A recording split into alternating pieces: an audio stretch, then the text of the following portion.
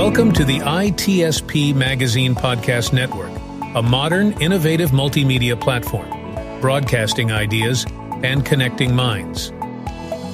Every company has a story to tell, from the small startup to the large enterprise, and everything in between. This is one of them. We hope you enjoy this brand story conversation.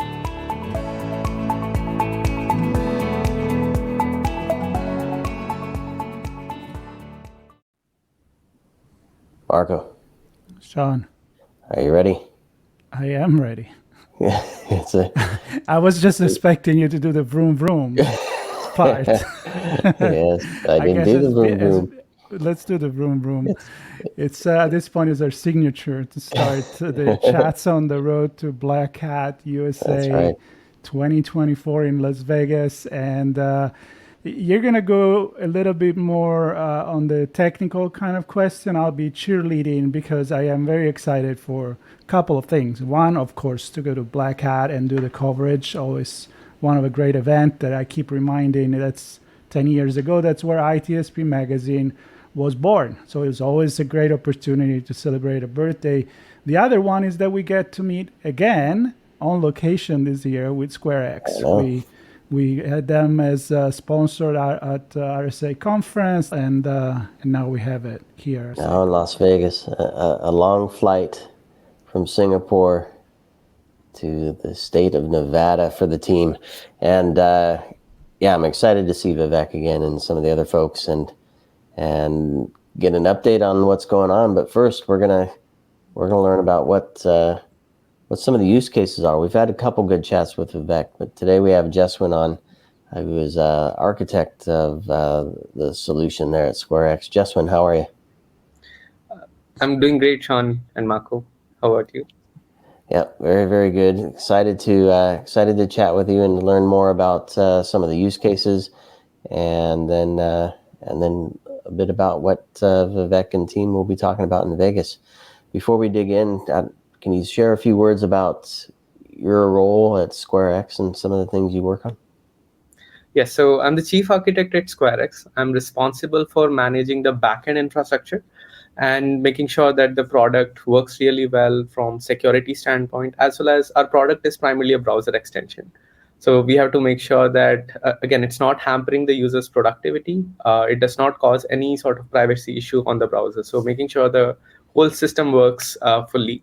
And I've been in the security industry for past 6 years, published my work in various conferences, conducted training in Black Hat and other conferences as well. And I've also authored various open source tools. Few of them are like AWS Goat, Azure Goat, which have had like really good impact on the community. Well, very good, very good. No pressure for you to keep things running. Right, it's not an easy job, but I know you guys are making huge leaps in with this product, and I'm excited to meet another team member, which is you. Would you like to take the opportunity to give a little introduction for those that haven't heard about SquareX yet? What you guys do, what is the focus, and a small, short origin story before we dive into. Sure.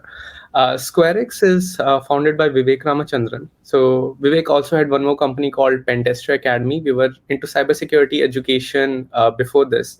And we had a massive impact on the industry. We did really, really well. And that time, Vivek noticed a lot of issue in the consumer security problem. And more importantly, the antivirus solutions and all of the existing security solutions were not doing that good of a job. That's why, we hear about phishing scams, just the numbers keep on increasing and the people keep on getting impacted more and more. That's where, again, Vivek decided that we can go ahead and dwell entirely into the consumer security space in order to provide better security. And this was primarily because all of the existing security solution, they did not have visibility on what's happening on the browser. They did everything on your host level where you can monitor application. But let's say an attack happens from Chrome, the underlying application will know that an attack came from Chrome, but it wouldn't be able to tell that this attack came from, let's say, a user who sent a message on LinkedIn, from where he went to another website, and from where the payload was downloaded. So all of the existing solution lacked visibility on the browser.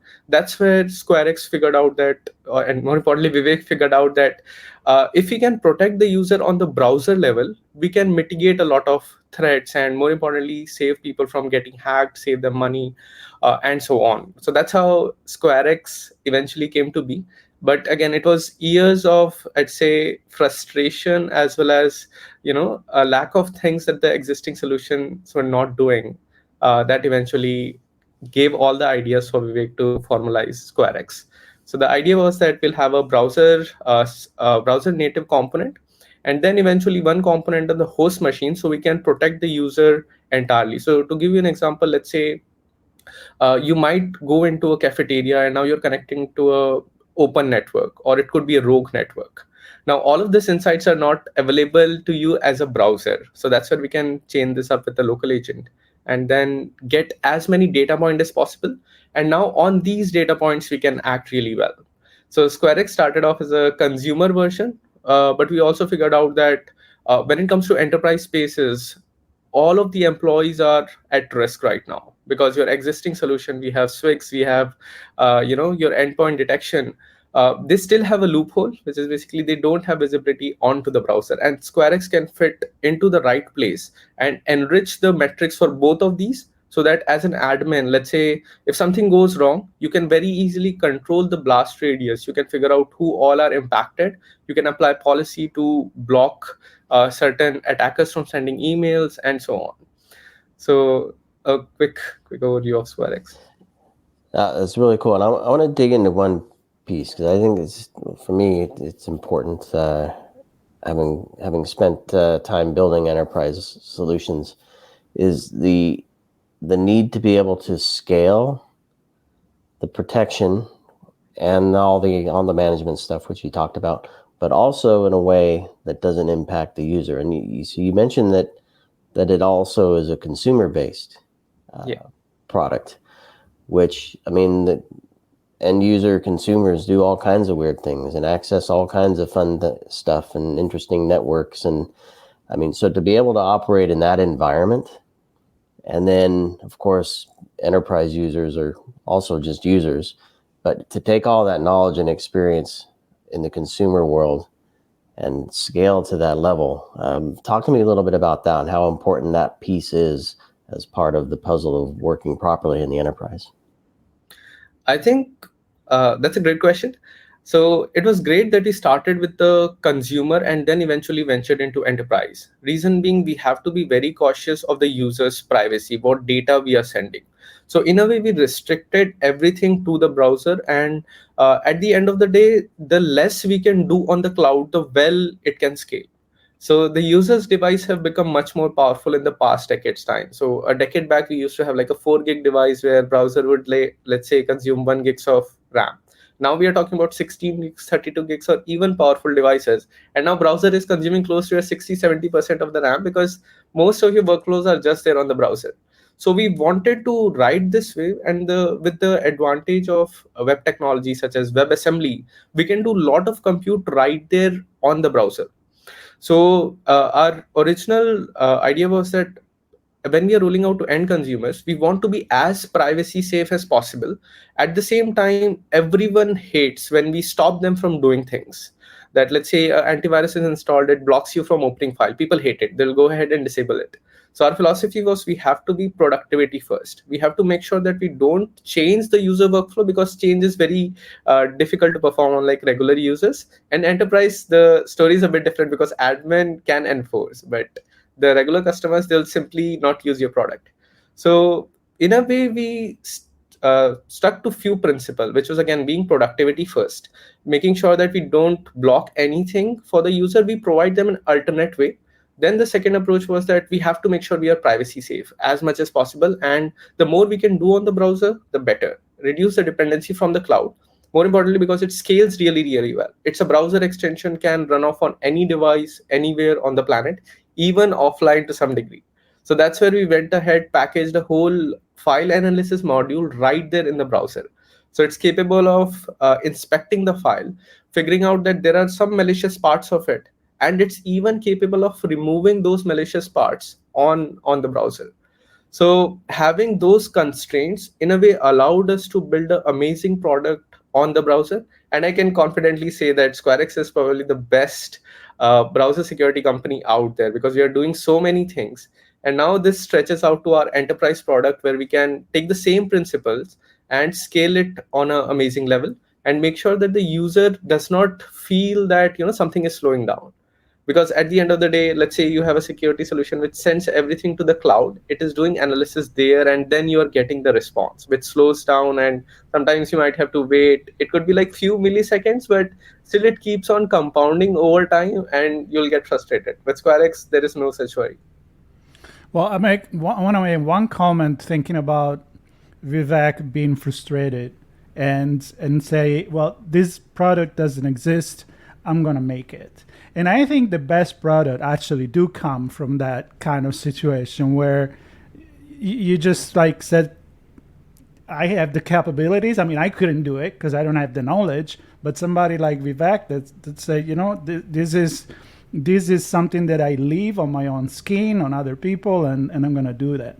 But what I really like is the scalability. And my question for you is, and you mentioned you can use this browser solution all over the world. And of course, me also being European, I think about, well, there is GDPR, then there is the California Act when it comes to privacy. So it can easily be regulated and tune it down or up in the privacy according to where the user is using the browser? Correct. We can very easily control all aspect of data that is being sent. So the best part of SquareX is, again, the data, you have an option as an administrator, right? So data can never leave the browser as well. You just need like minimal amount of data. Let's say something goes wrong, that information can be propagated back. But that could also be done in an anonymous way without tying anything to the user. So all of those are available as part of a configuration for the administrator. Very cool. Very cool. Well, let's talk about a couple of use cases to help illustrate some of this capability. I think, probably one of the more common use cases of an attacker, threat actor doing some fun things through the browser would be phishing, right? Yeah. So maybe give us an example of how that attack looks and how SquareX comes in to save the day there. Sure. So attackers are like smartest guys on the planet, right? So they're getting very, very creative. So there used to be a time where they'll send a phishing link over your email. But now what they're doing is they're leveraging the domain authority of existing platforms, such as it could be GitHub, it could be SharePoint, it could be your Office form. So imagine that I create a SharePoint as an attacker. I embed an image which takes you to one other legitimate site, which in turn takes you to a phishing site. Now, what I'll do is I'll share that SharePoint with the victim, and then they'll get an official notification from SharePoint. In a way, I have evaded all of the email security solution, because now SharePoint is sending you a notification. Now, the same thing can happen with GitHub. Let's say I tag you in a comment. Now you get an official notification from GitHub.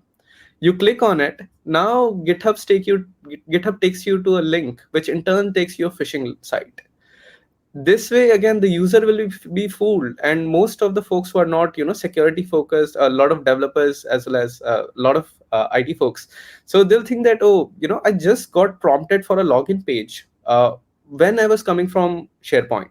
So this login page looks like Microsoft, is probably Microsoft, but the reality is it is a phishing page.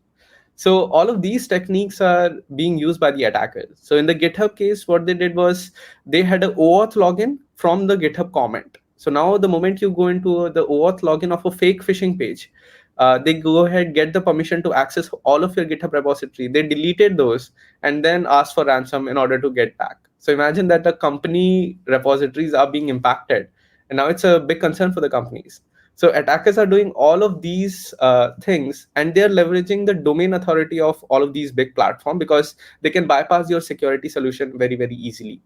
So with SquareX, Can you have speak to that quickly? Because I think the endpoint, right? This is a legitimate message through a browser. You're clicking on that in the browser. The endpoint has no chance of correct. doing anything now with that, right? Yeah. So the endpoint does great job once a file touches the disk. At that point, it might be able to figure out that this file is malicious, or it might be able to analyze it live. At best, it has the information of which process triggered the file download. So it will know that a file came from Chrome. But in this case, we are talking about phishing attacks, and endpoint at this point does not have any visibility into what's happening on the browser. It can't see that user came from this site and eventually he is entering credentials. So all of those things it can't. So endpoint will be completely, I'd say, bypassed at this point. And if you have a secure web gateway, that will also be bypassed, because now you're getting traffic from like SharePoint. And what the It's just too late. It's too late. It's like, hey, I have a thief in the house. It's better if you block it before you come in the house. Correct, yeah. So how does SquareX operate in this case? So SquareX, being on the browser, it has the full context of how you came to be at a site. So let's say you came from a SharePoint link, then you went to a different site. From there, you went to a different site. So an admin, you can very easily enforce policies that, let's say you get to a login page from SharePoint, but that login page is not of a Microsoft official login page or known login pages. You can very easily block entering of credentials. With SquareX, you can also go one step beyond, and we can do a live analysis, because we see what the user is seeing. So we can do a live analysis, pick out all the text, and figure out this is very similar to the existing websites like Microsoft, Okta, Google Login, and so on, and prompt the user that, oh, you are on a phishing website. So being on the browser offers us a lot of flexibility in doing all of this analysis, and this is happening right there on the browser live. So we can even perform content categorization. So we have all of the URL filtering solution, which primarily rely on domain categorization.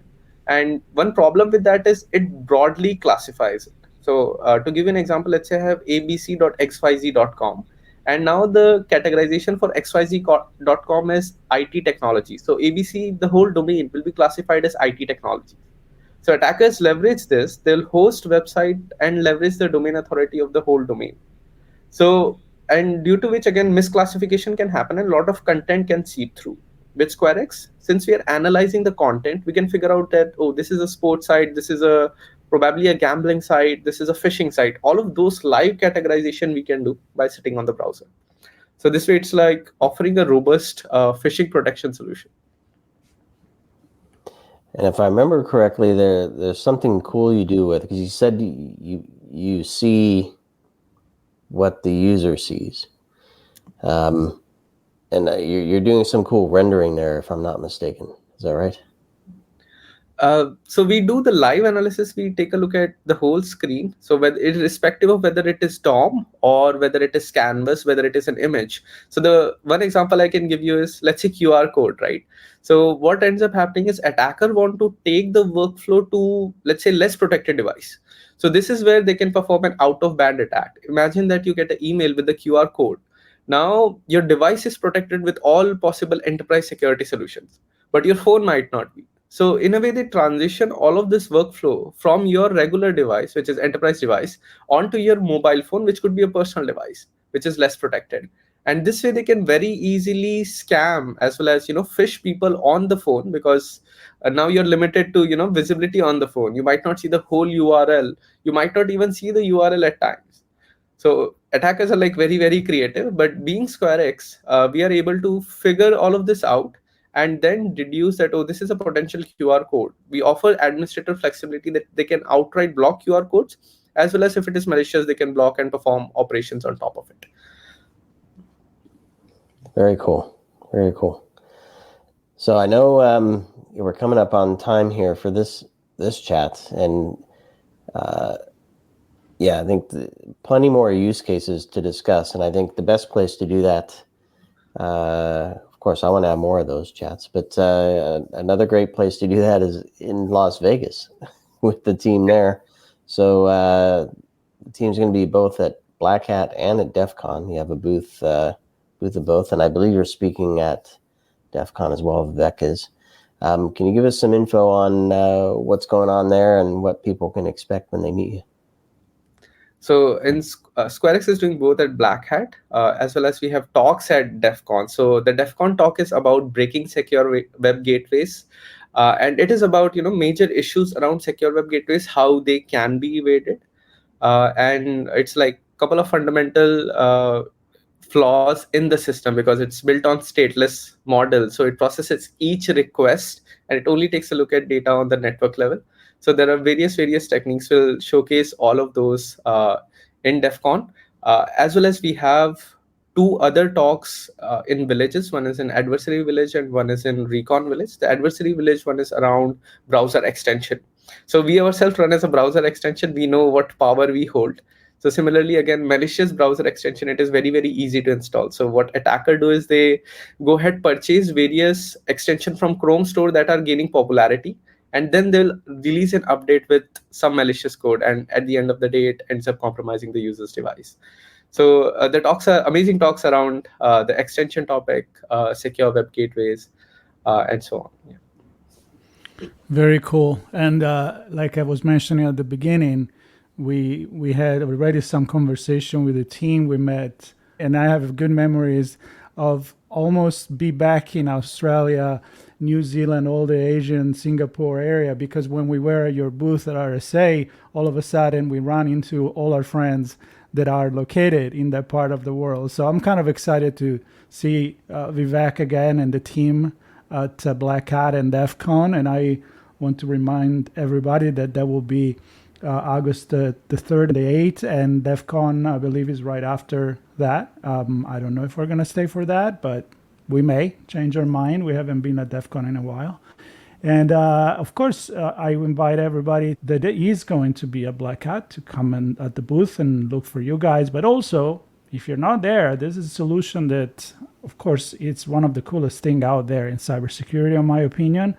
We're honored to have you on board with the sponsorship and having more conversation with you. And definitely go to find out more about SquareX. Sean, I know you've talked to Vivek already several times. I know. Great conversations. And I want to talk more with Jeswin. So hopefully we can line that up. We'll have him back. I think we'll have him back. I know all these use cases. I think that's, for me, when we can start talking about operationalizing and what the threat is and how security administrators can actually respond to them, that's what I really love. So great to meet you, Jeswin, and great to have you on the show today. Wish you and the team all the best and safe travels for those that are making the journey from Singapore to Las Vegas.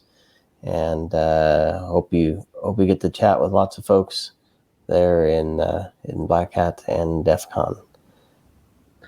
Thank you so much, Sean, Marco. It was a privilege to be on the call. Of course, it was a real pleasure. And for everybody else, stay tuned. There'll be more conversation before, during, and after the All Hacker Summer Camp that happened in Las Vegas. So be with us, even if you cannot be in Las Vegas. We'll bring you there. We'll share. I know. We have another chat with Vivek on location. So stay tuned for that for sure. Excited for that. All Thank right. you, everybody. Thank you.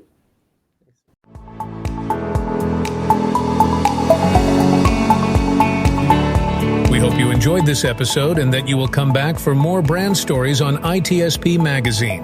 If you want to share your company's brand story, go to itspmagazine.com and explore our advertising options to learn more.